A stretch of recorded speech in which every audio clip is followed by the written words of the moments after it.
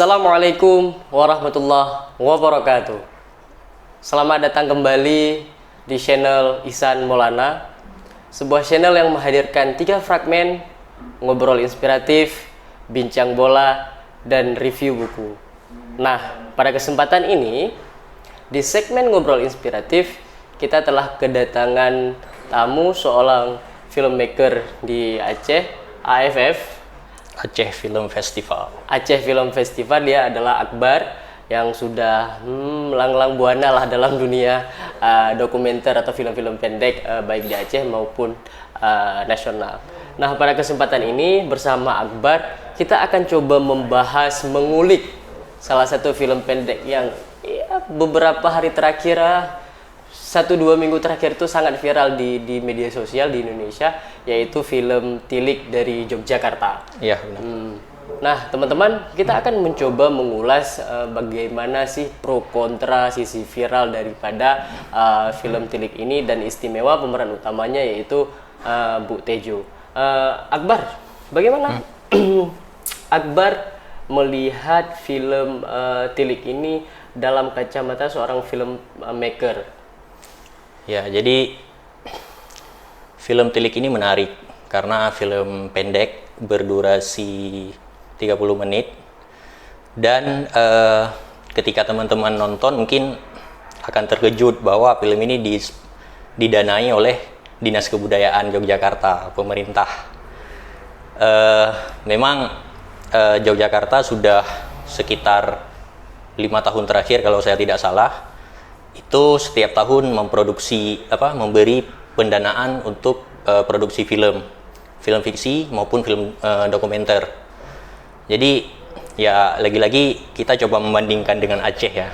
Dan ketika mungkin tidak banyak diketahui oleh masyarakat di luar Yogyakarta soal dana istimewa ini, dan saya pribadi yang berasal dari Aceh juga sudah pasti membandingkan dengan yang Aceh juga punya dana dalam tanda kutip istimewa, tapi tidak ada produksi seperti yang dibuat oleh Dinas Kebudayaan Yogyakarta. Itu yang menarik. Maksudnya tadi dana istimewa itu apakah itu kalau di Aceh itu istilahnya dana OSUS kah? Ya, bisa jadi sama. Bisa jadi sama. Tapi ya mungkin dana OSUS itu lebih banyak mungkin dari yang artinya pemerintah Yogyakarta memplotkan dana untuk Dinas Kebudayaan, yang Dinas Kebudayaan menggunakannya untuk produksi film. Nah, Akbar, kita nih ngobrol-ngobrol santai lah, tapi mudah-mudahan ada banyak hal yang bisa dipetik dari sini. Menurut Akbar sendiri sebagai orang yang terlibat dalam dunia perfilman, film pendek, katakanlah, pantas nggak sih film Tilik ini viral pada akhirnya? Sebenarnya pantas tidak pantas, saya tidak berani menghakimi, karena sepertinya setiap karya itu pantas ditonton. Ya bukan begitu sih, setiap karya itu memang akhirnya akan menemukan audiensnya sendiri. Entah itu film-film blockbuster yang memang akan diputar di bioskop, maupun ya seperti Tilik, film pendek yang beberapa dari kami filmmaker dan eksibitor, istilahnya eksibitor, ya pemutaran-pemutaran alternatif itu terus memperjuangkan agar film pendek ini menemukan audiensnya secara terhormat lah. Karena kan melihat seperti film Tilik ini, mereka akhirnya memutuskan untuk menguploadnya di YouTube. Sebagian filmmaker belum berani untuk mengupload di YouTube karena rentan dengan pembajakan. Ya mereka menyasar pemutar-pemutar alternatif seperti misalnya Aceh Menonton, Aceh Documentary Forum kalau di Aceh. Berarti bagi filmmaker memutuskan untuk mengupload ke YouTube itu tidak karena ya biasalah orang awam bilang mereka terlalu pelit segala macam itu. Padahal kan film itu kan membutuhkan banyak biaya segala macam. Iya, benar. Berarti Akbar sendiri yang punya relasi di teman-teman filmmaker di Indonesia itu menemukan alasan lain bahwa mereka agak keberatan mengupload di YouTube karena rentan pembajakan. Iya, benar. Karena satu lagi, setiap pembuat film itu kan ada alurnya, alur produksi, kemudian alur distribusi. Jadi kalau cerita distribusi itu kalau film pendek mungkin dikerjakan oleh orang yang sama, artinya produser yang memproduksi film pendek itu juga akan mengurusi distribusi film tersebut. Berbeda dengan misalnya film-film Hollywood yang mereka punya distributor di luar tim produksi. Jadi mereka bahkan di setiap negara mereka ada distributornya, distributor untuk Asia Tenggara, untuk Amerika Latin dan sebagainya. Nah, setiap produser ini, dan kalau di film pendek merangkap sebagai distributor, mereka pasti memilih film ini akan tayang di mana pertama. Dan itu penuh pertimbangan. Misalnya ini untuk kita harus premier di festival mana agar film kita ini diketahui publik ataupun ya muncul lah. Karena kan beruntung Tilik ini bisa viral. Padahal film-film sebelumnya milik Wahyu sutradara Tilik itu juga ada di YouTube, tapi tidak seviral Tilik. Dan ketika filmmaker memilih tayang pertama mereka di YouTube, itu ya seperti bertaruh apakah ini akan viral atau tidak. Kalau tidak ya seperti film-film Wahyu sebelumnya dan filmmaker lain yang bahkan dari Aceh juga. Saya beberapa hari yang lalu juga membagikan di snap WhatsApp beberapa film pendek Aceh yang juga layak ditonton. Nah, makanya ada sebuah pertimbangan dari filmmaker untuk memilih di mana film mereka diputar, apakah di festival, apakah akan roadshow ke daerah, ataupun di YouTube. Dan pertimbangan itu melatar belakangi karena kan mereka produksi ini mengeluarkan biaya. Jadi mungkin ada pertimbangan kita harus mengembalikan dulu biaya produksi kita. Nah, ketika diputar di YouTube sudah pasti biaya produksinya tidak akan balik.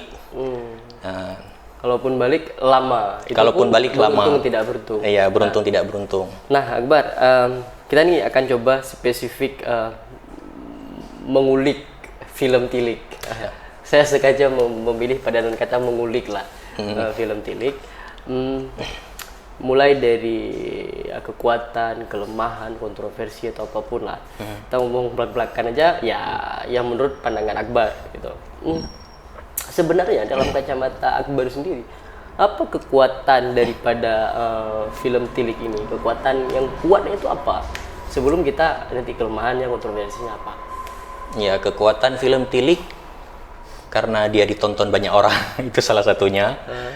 Dan dari segi konten, mungkin film Tilik berhasil membawa sebuah katakanlah fenomena dalam masyarakat. Kalau versi filmmaker mungkin masyarakat di Yogyakarta, di daerahnya, ke medium film. Dan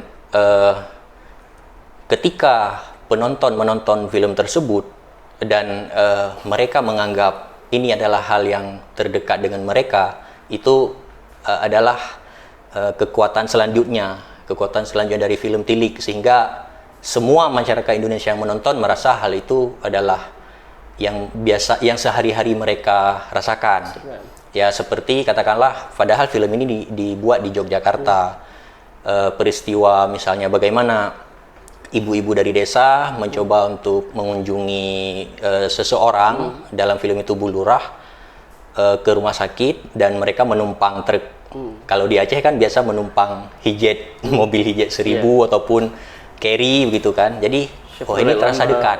Nah, itu saya lihat seperti tahun 2017 Aceh Film Festival memutar 2 film spesial screening, satu Marlina, satu Naik Bus. Tapi atensi yang paling besar adalah film Naik Bus. Kenapa? Padahal film Naik Bus itu tidak mendapat impresi yang besar di bioskop sebelum memperoleh penghargaan FFI. Tapi di Aceh semua orang speechless menonton film itu, dan bahkan ada saat itu ada satu orang penonton yang bahkan dia tidak tidak bisa menahan emosinya, emosi terharu bahwa apa yang muncul di film itu pernah dia rasakan. Jadi kekuatan film Tilik mampu menghadirkan sesuatu yang biasa dialami oleh masyarakat Indonesia. Dan mungkin saya belum baca ataupun belum melihat ada teman-teman dari luar Indonesia yang mendapat impresi yang sama dengan apa yang sedang viral di Indonesia, di Twitter Indonesia begitu. Itu salah satu dua ya tadi kelebihan dari film Tilik ini. Kemudian kalau kekurangan, berbicara kekurangan kan ini kalau saya bilang ada dua sudut pandang yang mungkin bisa kita pakai untuk melihat film Tilik. Yang pertama ada emosi, yang kedua ada argumen. Nah, kebanyakan katakanlah masyarakat di dunia maya yang menilai film Tilik ini karena kedekatan emosi seperti yang kita katakan tadi, dan jarang mereka masuk ke layer kedua untuk membedah argumen dari si filmmaker, dan sebenarnya itu sangat perlu untuk ekosistem film. Jadi ada istilahnya kritik film. Jadi kritik film itu kalau di dalam ekosistem film ada produksi, kemudian distribusi, eksibisi, apresiasi. Nah, kritik film ini berada di ranah apresiasi. Jadi apresiasi ada dalam bentuk penghargaan seperti festival, ada dalam bentuk pujian, award, kemudian ada dalam bentuk kritik. Yang kritik ini cara apresiasi untuk membedah film ini secara argumentatif. Jadi saya harus terangkan terlebih dahulu di mana beda antara membedah film secara emosional dengan membedah film secara argumentatif. Nah, kadang kita campur aduk karena baper. Karena baper. Kedekatan emosional tadi. Kedekatan emosional, dan ketika ada yang menilai film ini secara argumentatif, baik itu positif ataupun negatif, pihak yang emosional tadi akan merasa, wah, kamu kok julid banget sih. Kamu kok sampai menilai film ini sejauh itu. Kenapa film pendek 30 menit kenapa dipikirkan berat-berat kali sih, dikasih beban yang berat. Padahal itu perlu dalam ekosistem film. Dan mau tidak mau kenapa Hollywood bisa berkembang dan film-film di Eropa juga menjajaki posisi teratas, itu tidak terlepas dari ekosistem kritik mereka. Ekosistem kritik film mereka, yang sutradara ketika menghasilkan sebuah karya, mereka akan benar-benar sampai di standar tertentu masyarakat yang mengapresiasikannya, tidak hanya sekedar membedah secara emosional tadi gitu. Nah, pada akhirnya kan ini menjadi penting teman-teman, karena ada hal yang menarik disampaikan Akbar tadi. Dalam dunia perfilman, kritik itu masuk dalam kategori apresiasi. Cuman kan selama ini terutama netizen itu banyak yang kurang melek dalam hal itu karena terbawa perasaan, karena terlalu mengapresiasi dan tidak paham secara teknis, dan itu wajar saya rasa. Sangat wajar. Jadi dengan adanya penjelasan tadi, teman-teman juga membuka wawasan kita yang bahwasannya kritik film sama dengan apresiasi terhadap film itu. Cuman karena kadang-kadang kita biasalah kita nonton film itu terbawa suasana segala macam, jadi membuat kita bias menilai orang yang mengkritik film dan langsung menjudge mereka bahwa mereka itu julid atau apapun lah namanya, menilai secara negatif gitu. Padahal itu sebuah keniscayaan, dan bahkan kita tidak tahu mereka yang mengkritik itu adalah teman-teman mereka sendiri dalam ekosistem perfilman, dan bagi mereka ya ngopi-ngopi aja, sah-sah saja. Nah, kemudian kita bergerak pada sosok nih, Bar. Bagaimana Akbar melihat peran yang dimainkan oleh Bu Tejo? Karena kalau kita search kata-kata sekarang pencarian di Google ataupun di YouTube, kayaknya orang lebih duluan ngetik Bu Tejo ketimbang film Tilik. Saking viralnya Bu Tejo. Bagaimana Akbar melihat? Iya, jadi saya pribadi ya melihat Ibu Tejo yang diperankan oleh Siti Fauziah ini sangat sangat natural boleh dikatakan, walaupun tidak senatural, almost natural.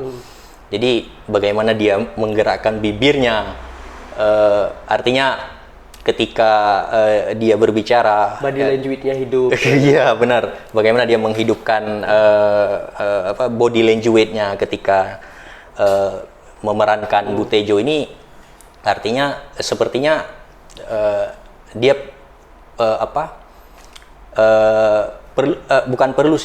telah melaksanakan latihan untuk memerankan ini, dan itu sangat penting. Saya tidak tahu latar belakang Siti Fauziah ini apakah berasal dari teater ataupun memang langsung, tapi saya lihat Siti Fauziah juga pernah bermain di film Bumi Manusia, dan mungkin dia akrab dengan dunia peran, dan itu sangat menarik juga. Peran Yuning ini sebagai oposisi dari Bu Tejo, dan artinya kita seperti melihat dunia nyata, yang sampai saya pernah mencari Bu Tejo ini siapa, kemudian Yuning ini siapa, yang di dunia nyata mereka sepertinya ini sepertinya tidak mungkin dia adalah Bu Tejo, tidak mungkin dia adalah Yuning. Jadi melihat sosok dari mereka berdua ini sepertinya sangat menarik dari sisi peran yang mereka perankan gitu. Nah, kalau kita lihat secara keseluruhan film, pada tokoh Bu Tejo, Yuning, dan ada satu lagi Dian yang merupakan 3 tokoh inti dalam film ini, yang akhirnya kita bisa mengambil sebuah film statement, menebak film statement yang dibawakan oleh si sutradara ini. Artinya kalau kita munculkan Bu Tejo adalah kita, ini seperti melanggengkan status quo. Artinya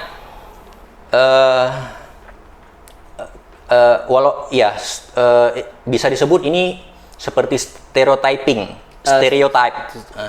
terhadap ibu-ibu yang berjilbab dari desa, ataupun ya secara general bisa kita katakan ibu-ibu. Itu kan stereotip yang sudah tertanam di dalam benak kita, dan kita tidak coba untuk masuk lebih dalam kenapa ini bisa tertanam. Seperti misalnya yang biasa kita dengar bahwa orang Aceh itu pemalas, orang Jawa itu rajin.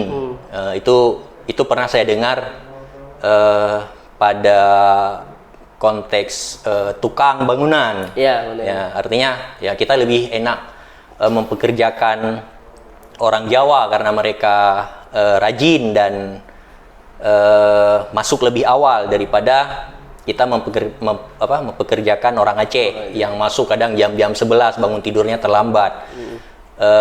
Tapi itu kan merupakan stereotip terhadap positif terhadap orang Jawa, negatif terhadap orang Aceh.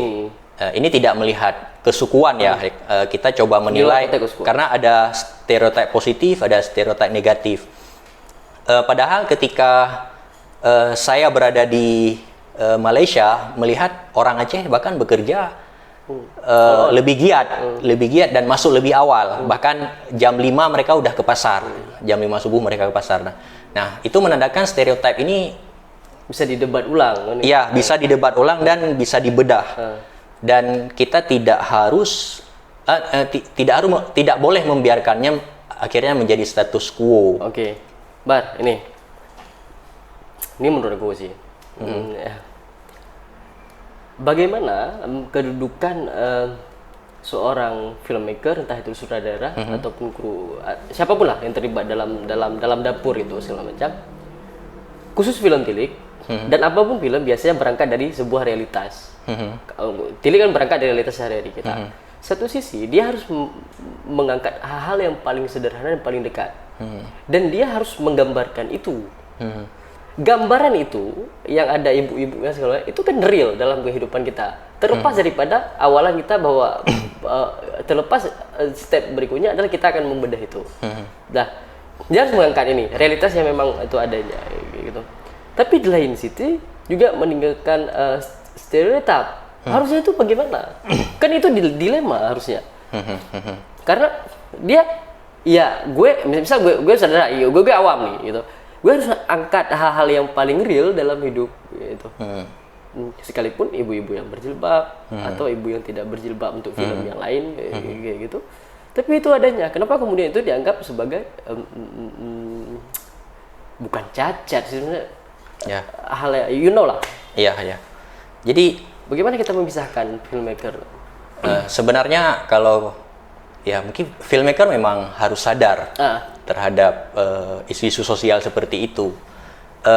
Ketika kita bilang bahwa itu adalah realitas, itu berarti kita sudah mengaminkan bahwa realitas yang terbentuk sekarang itu istilahnya kan kita sering menyebut kenapa demikian, kenapa ibu-ibu cerewet emang dari sononya.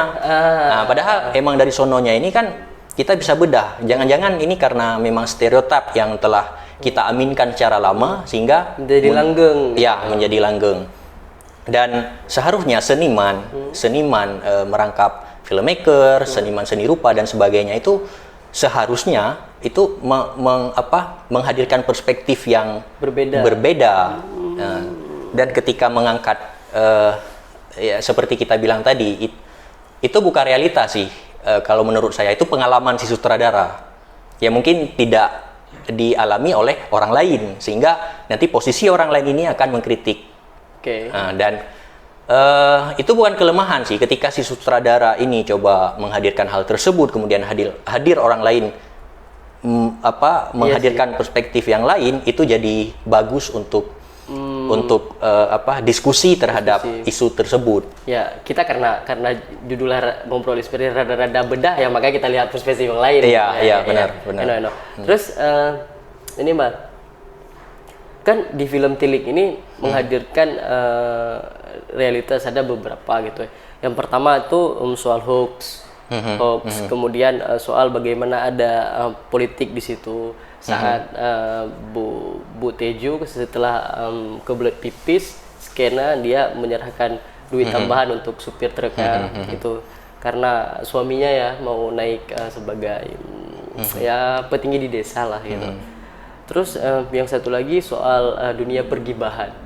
Kan 3 tema utama. Tapi secara isu kan yang diangkat adalah soal hoax. Nah, kemudian dalam jagat perfilman, kemudian dalam jagat netizen di Twitter terutama platform kan sempat menjadi perdebatannya film ini apa tuh istilahnya film statement ya film statementnya adalah soal hoax tapi ketika Ibu Teju menggibahi sosok Dian yang satu lagi itu malah endingnya itu benar gitu. Itu bagaimana? Ya itu sih yang kalau saya bilang ya sutradaranya mungkin blunder karena di 20 menit pertama saya yakin kita lebih bersimpati kepada Yuning yang terus mengoposisi Bu Tejo, terus mengcover semua apa yang ingin disampaikan Bu Tejo yang dia lihat dari internet soal Dian adalah wanita yang tidak yang nggak benar lah. Dan si Yuning ini terlepas dari Yuning dalam film itu adalah ada ikatan kekeluargaan dari Dian. Jadi Yuning terus memposisi kita harus cek dan recheck bla bla bla. Kalau di dunia nyata kan ketika orang menyebarkan hoax kita coba periksa dulu nih betul apa enggak. Seperti misalnya kasus kebakaran yang mencuat ini untuk menghilangkan bla bla bla. Kemudian ada seorang yang bekerja di kantor itu mengatakan bahwa gedung yang terbakar itu bukan gedung yang menyimpan berkas persidangan bla bla bla lah. Nah, jadi kan Mega kasus. kita bisa berargumen, cek dulu itu argumen kamu benar apa enggak. Nah, karena kan kita sekarang berbicara critical thinking. Yes. Tidak langsung menerima informasi tertentu. Dan Skeptis di situ. Dan 20 menit pertama film Tilik itu menggambarkan bagaimana hoax yang harus kita cek dan recheck.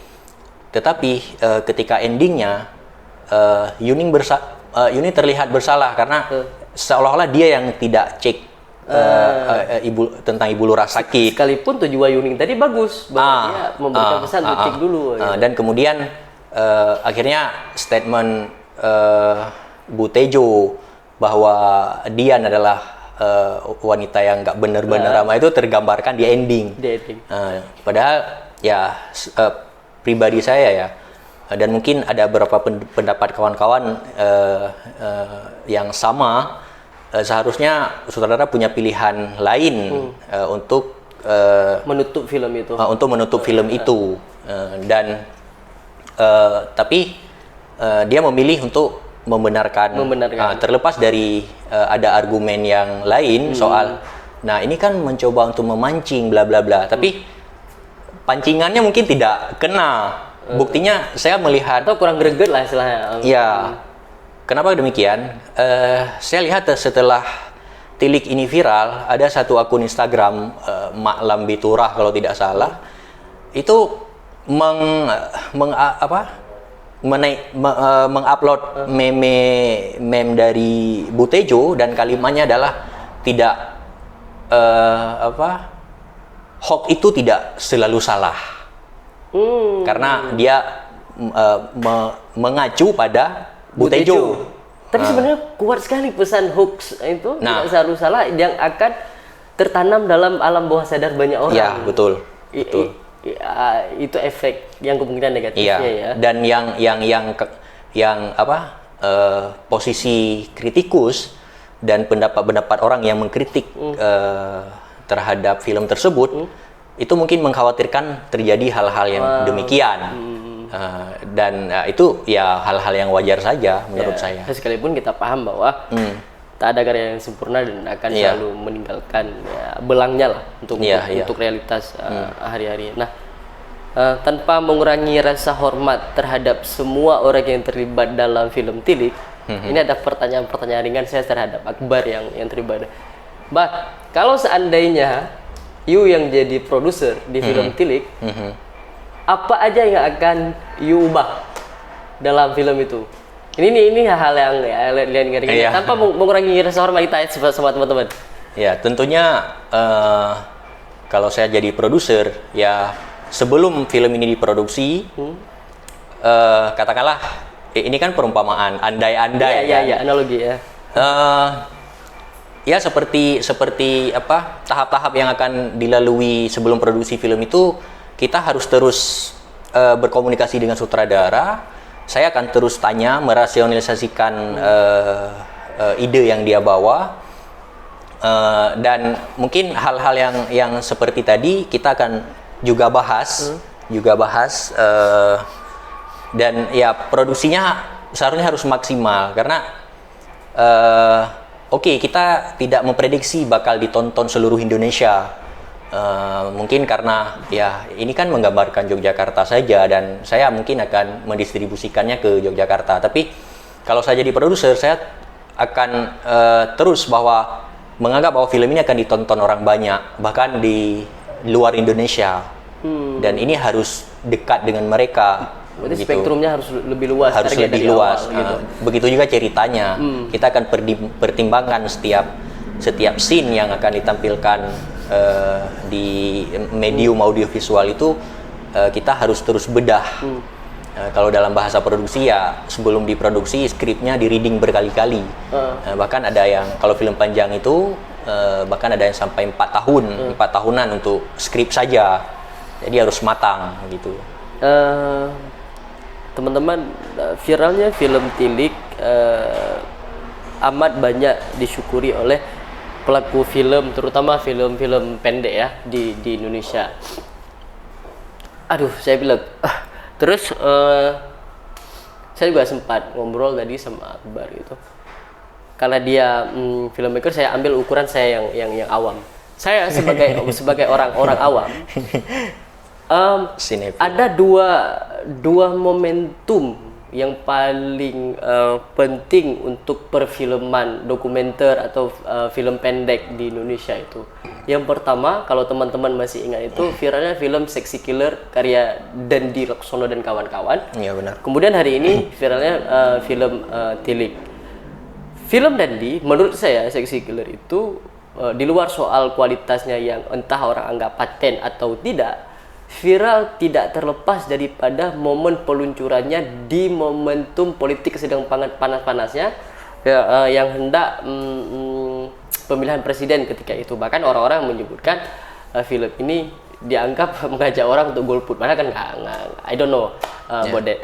Terus viralnya film Tilik, sekalipun pada prinsipnya viral atau tidak viral itu tidak terlepas dari faktor luck, kan gitu. Faktor luck itu penting sekali. Terus viralnya film Tilik ya karena kalau kita bilang alasannya karena diupload YouTube, ada juga film lain yang diupload YouTube tapi tidak. Ya karena memang viral di Twitter dan ya meskipun di retweet oleh beberapa sutradara film yang mayor gitu juga tidak menjamin gitu. Nah, bagaimana ini teman-teman, kalaupun saya agak panjang ini sebenarnya bukan wawancara sih, lebih ke ngobrol gitu. Bagaimana kemudian para pelaku film pendek di Indonesia itu menyambut momentum viralnya film Tilik dan viral 1-2 film pendek lainnya. Khususnya ya sekarang karena kita ngomong Tilik, inilah. Itu kan positif bagi Sebenarnya 2 film terakhir itu ya saya berani katakan kalau Sexy Killer 2019 ya. Jadi dalam 2 tahun inilah karena kita juga ketika mengeluarkan statement itu 2 yang paling berpengaruh, kita juga harus berdasarkan fakta. Mungkin di tahun-tahun sebelumnya ada yang kasusnya sama seperti ini. Tapi 2 tahun terakhir itu seperti Sexy Killer dan Tilik ini kalau mengutip salah satu kritikus film Indonesia, Erik Sasono, ketika beliau mereview menulis tentang film Sexy Killer, itu akhirnya Sexy Killer katanya bisa mengembalikan sinema ke kitahnya, mengembalikan sinema ke kitahnya, artinya bisa ditonton orang banyak dan diapresiasi tidak habis-habis, seperti yang terjadi pada Tilik ini. Diapresiasi artinya diperbincangkan. Saya membayangkan bagaimana jika film saya yang seperti demikian, yang nyatanya tidak begitu kan. Jadi misalnya saya sebagai sutradara Sexy Killer, film saya diobrolin di Twitter, dihina, bahkan ada yang sampai membagikan tesisnya untuk melawan Sexy Killer ini. Kan saya tidak membayangkan orang akan menanggapi film tersebut. Dan secara psikologis nggak ada jaminan kita itu kuat atau nggak. Iya. Dan kalau dilihat film Tilik ini, saya turut senang karena apa yang kawan-kawan dan saya kerjakan di Aceh itu selama ini juga memutar film-film pendek di Aceh Menonton. Dan ketika ada film Tilik yang mampu viral seperti itu dan dinonton oleh banyak orang, itu akan mengubah perspektif penonton, mengubah perspektif publik tentang film pendek, bahwa rupanya film pendek juga membawa gagasan-gagasan yang menarik yang patut didiskusikan. Dan itu seperti ya kita bisa mengucapkan alhamdulillah lah dan berterima kasih kepada film Tilik yang sudah seperti itu, sebagaimana yang terjadi ketika film dokumenter Sexy Killer itu viral. Terlepas dari sangat banyak hal-hal yang bisa kita bedah, kita kritik dari segi penyampaiannya, karena kan tidak ada karya yang suci. Dia pasti bisa didiskusikan, kemudian kita bedah argumen dari karya tersebut. Dan tradisi itu sebenarnya tidak hanya di film, ada di seni, ada di sastra, ada kritik sastra, ada kritik seni, dan itu merupakan bagian dari ekosistem pengkaryaan tersebut. Jadi jangan, ya seharusnya juga filmmaker jangan menganggap ketika dia sudah membuat film itu dia harus benar. Iya. Karena ya sederhananya kita terus mengucapkan peribahasa yang rambut boleh sama hitam, tapi Itu kan beda-beda gitu. ketika saya berkarya kemudian Bang Ihsan menonton karya saya juga punya pandangan yang berbeda yang kemudian Bang Ihsan tuangkan dalam bentuk tulisan ataupun sekarang ada di YouTube misalnya, dan seharusnya itu jadi patron bagi filmmaker untuk menyerap semua masukan untuk karya dia berikutnya begitu. Bar, di awal sempat kita singgung gitu, dan mungkin ini sudah agak dari belakang terloncat lagi, dan saya rasa ini hal yang sangat penting ya teman-teman gitu. Saya merasa dengan adanya perdebatan dalam setiap film dan terutama film tilik oleh netizen, dan hal yang paling sebenarnya agak mengkhawatirkan sekalipun bisa kita terima adalah perdebatan banyak netizen itu yang tidak bisa menerima ketika salah satu film yang viral itu dikritik. Nah, berarti kan ada satu hal. Berarti selama ini edukasi film itu terhadap masyarakat masih sangat minim dong. Dalilnya apa? Dalilnya masih terlalu banyak anak-anak atau bukan anak-anak lah, terserah teman-teman kita ini netizen yang belum mampu menduduk soalkan mana wilayah teknis, mana wilayah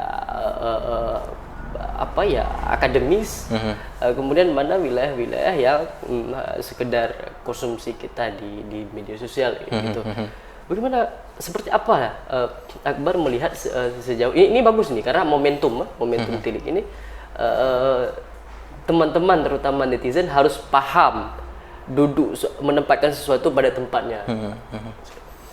Ya, ini lagi-lagi argumen pribadi sih ya. Saya tidak mau mengajak orang lain untuk harus berpikir seperti saya ataupun harus berpikir seperti kelompok saya gitu. Tapi kalau dilihat dari saya beberapa kali ikut kelas kritik film, dan kemudian ya berinteraksi lah dengan teman-teman entah dari filmmaker ataupun teman-teman biasa itu, ada yang salah dalam menilai kritik, seperti kita bilang tadi, antara kritik dan antara argumen dan emosi, dan saya juga tidak mau mengakui sebuah entah tulisan entah cuitan yang cuman menghadirkan hal yang menyertakan kata sifat. Misalnya nih, ada satu film, saya cuma berargumen jelek amat film ini, sampah. Nah, itu bukan kritik film, karena dia menghadirkan kata sifat jelek, tapi dia tidak bisa menjelaskan jeleknya itu di mana. Beda dengan kritik film, karena kritik film ini adalah salah satu karya juga. Kalau sutradara bisa membuat film secara sadar, tahapan-tahapan seperti kita bahas tadi, kritik film juga di belakangnya itu punya landasan-landasan yang kuat ketika mengkritik sebuah film, dan ya karyanya adalah tulisan kritik tersebut. Jadi agak lucu ketika ada misalnya seseorang mengatakan bahwa kamu kok bisanya kritik aja. Jadi buatlah film versimu yang lebih bagus dari ini.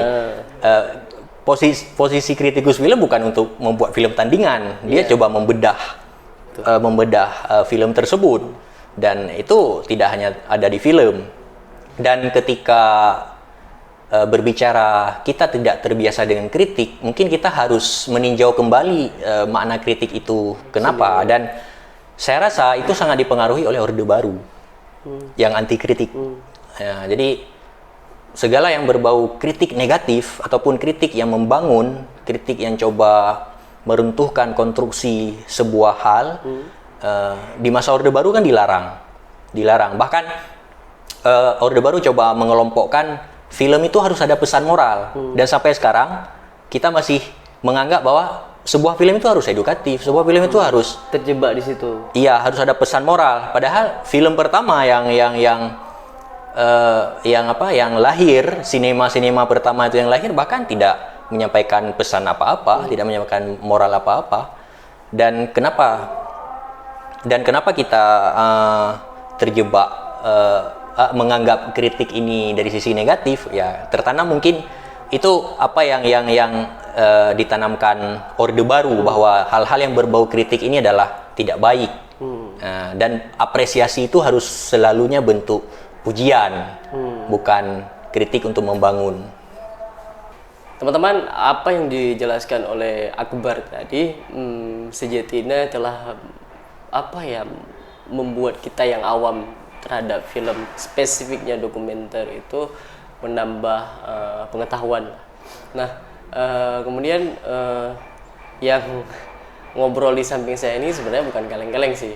Dia insya Allah dalam tahun ini ya jadi programmer di Mini Kino itu salah satu ya dianggap oleh orang tolak ukur dari muara karya-karya dari film dokumenter di Indonesia. Yang Akbar nantinya dia yang akan salah satu yang menyeleksi ya ketika orang mengirim karya untuk Aceh. Untuk khususnya untuk Aceh itu bertanggung jawab atas nama Akbar. Kemudian kita juga akan tanya-tanya nih bagaimana kontestasi film pendek di Indonesia maupun dunia ya juga di lokal. Ya, kalau di Indonesia ada beberapa festival film yang khusus untuk film pendek. Jadi mereka hanya menerima film yang berdurasi di bawah 30 menit. Bahkan seperti Mini Kino itu di bawah 25 menit. Itu menurut definisi masing-masing sih soal film pendek. Ada yang mengatakan di bawah 30 menit, ada yang mengatakan di bawah 25 menit. Dan ada beberapa festival yang umum dan mereka juga menerima kompetisi untuk film pendek. Misalnya kalau di Indonesia itu seperti JAF, Jogja Asian Netpack Film Festival, itu ada kompetisi Asian Short Movie. Kemudian ya kita ini mengobrol film secara umum ya, tidak mengkategorikan fiksi ataupun dokumenter. Nah, kalau di Mini Kino itu mereka selain ada satu acara yang tahunan, Mini Kino Film Week Film Festival, International Film Festival, mereka juga punya satu program Indonesia Raja. Ya, Indonesia Raja itu mereka coba mengumpulkan film-film dari daerah di seluruh Indonesia, film-film pendek tentunya melalui kanal seorang programmer. Jadi Mini Kino mempercayai untuk daerah misalnya Aceh, untuk tahun depan 2021 itu akan menerima film-film pendek yang akan saya seleksi dan membuat sebuah program pemutaran, dan program itu akan diserahkan ke Mini Kino. Begitu juga ada di Padang, ada di Jogja, ada di Bali dan sebagainya. Jadi setiap daerah ada penanggung jawabnya gitu. Iya, untuk tahun 2021 mungkin ada sekitar 7 daerah, termasuk Aceh.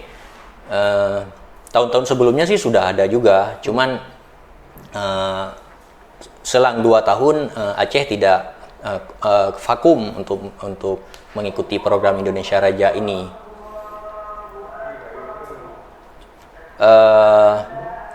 Dan itu apa yang terjadi di nasional, dan saya lihat Mini Kino ini juga concern untuk film pendek. Bahkan mereka coba untuk mengikuti konferensi internasional soal film pendek, seperti tahun kemarin mengikuti konferensi film pendek itu di Perancis, di Clermont.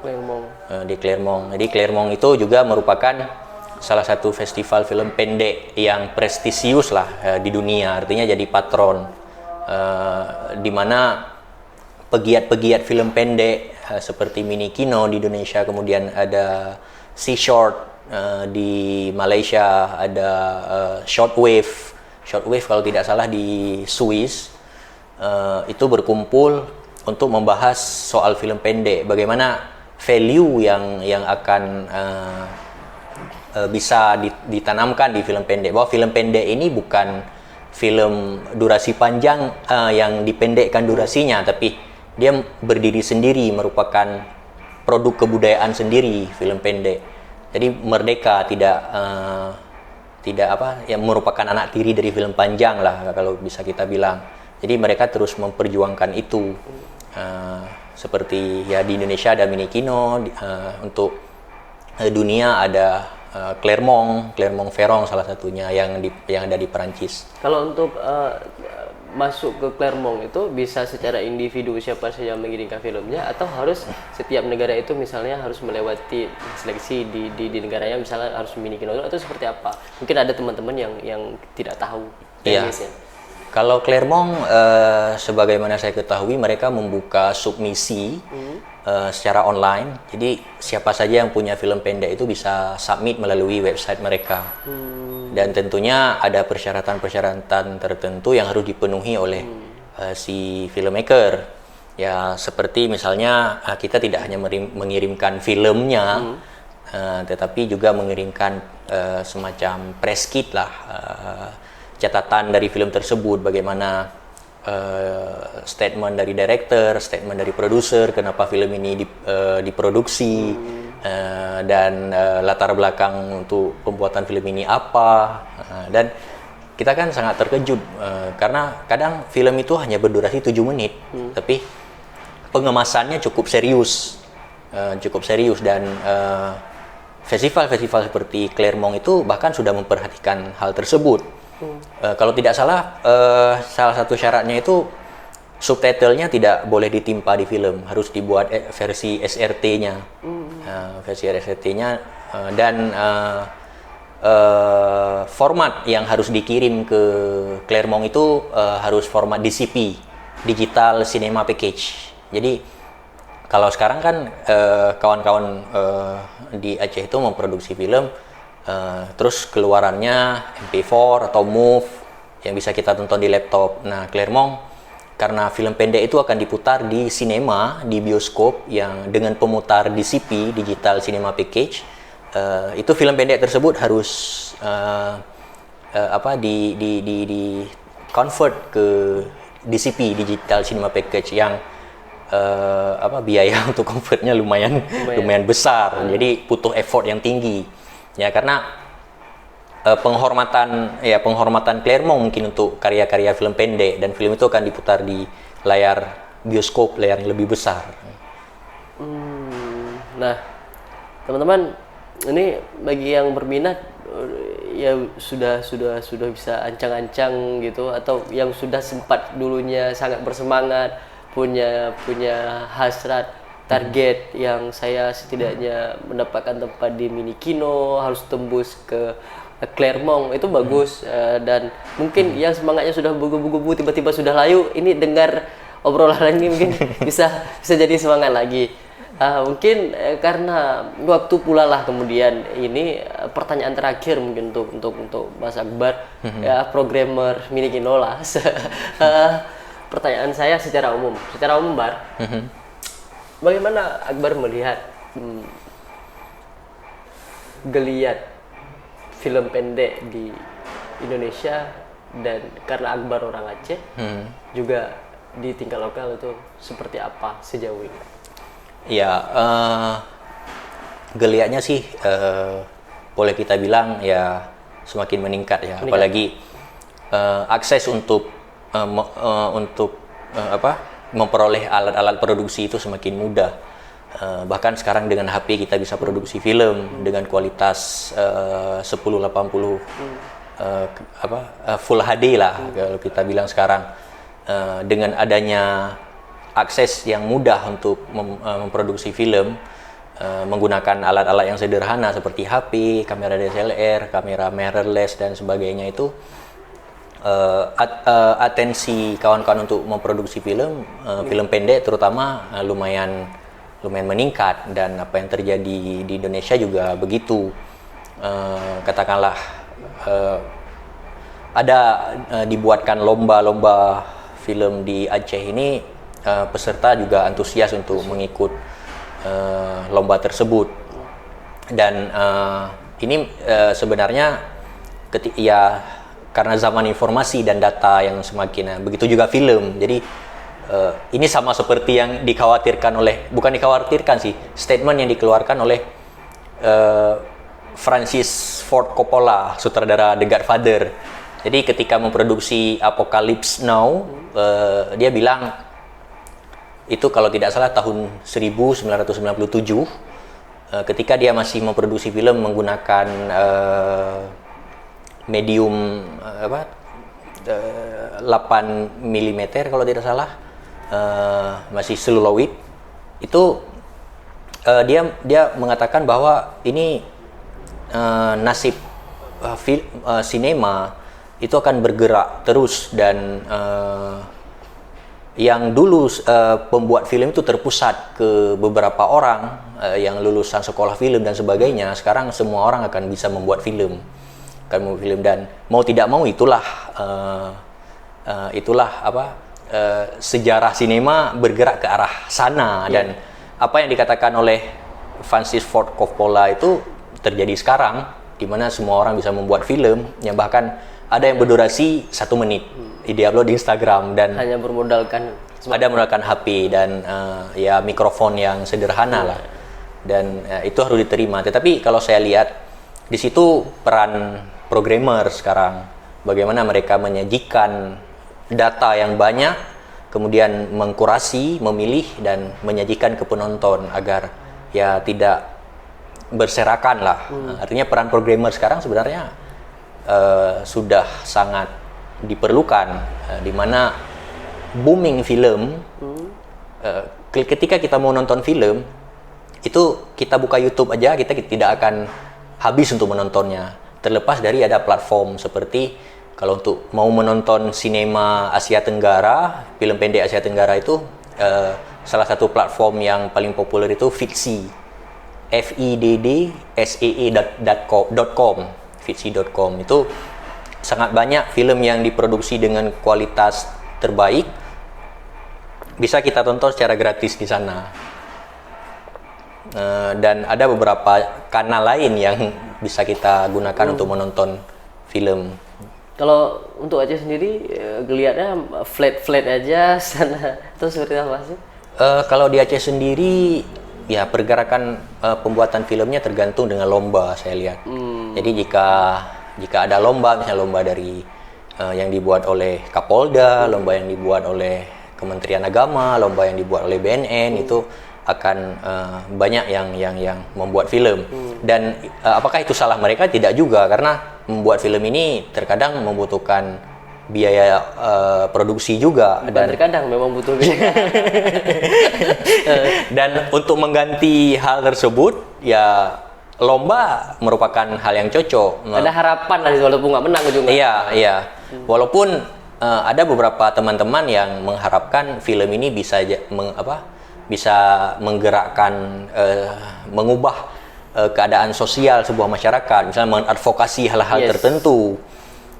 Dan ya perjuangan kawan-kawan selama ini seperti di Aceh Documentary, mereka coba menghadirkan film ini adalah semacam produk seni sebagai alat untuk mengadvokasi isu-isu sosial, untuk menyuarakan hal-hal tertentu. Tapi ya di kenyataannya,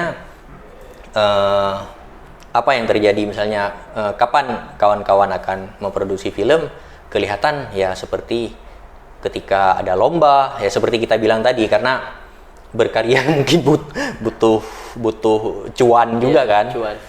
Dan alangkah baiknya sekarang kita sama-sama berpikir bagaimana menghidupkan industri film di Aceh, ya dengan tidak hanya fokus misalnya dengan terus mencekcokkan soal bioskop, ya, tapi bagaimana kita bersinergi semua filmmaker ini untuk ya melihat peluang-peluang lain agar bisa menghidupkan industri audiovisual lah di Aceh. Penutup, ini kan kalau secara pencapaian sendiri untuk Akbar sendiri, kalau secara nasional alhamdulillah sudah menjadi bagian dari keluarga Minkino. Apa sih target terbesar, entah dalam waktu dekat, entah dalam waktu yang panjang? Nggak ada target untuk go internasional gitu atau seperti apa gitu? Ya, Kan nanggung. ya ngomong-ngomong soal go internasional juga, prinsip saya sendiri itu go internasional bukan hanya saya yang ke luar, Iya. tapi bagaimana membawa luar ke saya. ke tempat tinggal saya, misalnya bagaimana mengadakan Aceh Film Festival dengan membawa film-film dari luar untuk ditonton oleh orang Aceh juga. Aceh menjadi tuan rumah. Iya, bagaimana juga film-film Aceh bisa ditonton oleh, jadi kebalikannya. Dan kalau boleh dianalogikan, cita-cita terbesar ya, saya pernah mengatakan kepada diri sendiri nih, kalau memang belum pakai jas dan jalan di atas red carpet, saya tidak akan berhenti.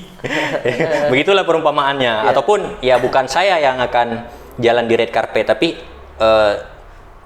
saya bisa membuka jalan ataupun perantara, bagaimana sutradara-sutradara di Aceh ini, ya filmmaker terutama, bagaimana mereka membuat karya dengan susah payah dan akhirnya mereka bisa menikmati penghargaan dengan ya berjalan di atas red carpet, dan itu bukan di Aceh dan di Indonesia, bahkan di Asia mungkin. Jadi misalnya ya kita bayangkan ketika misalnya Bong Joon-ho dari Korea Selatan ya jalan di Oscar, jalan di Cannes, dan saya membayangkan bagaimana kawan-kawan dari Aceh juga ketika kita lihat kawan sendiri dari Aceh, teman kopi jalan, kan kita senang. Jadi analogi yang saya bilang tadi, kalau saya belum pakai jas dan jalan di atas red carpet itu ya mungkin maknanya orang Aceh lah.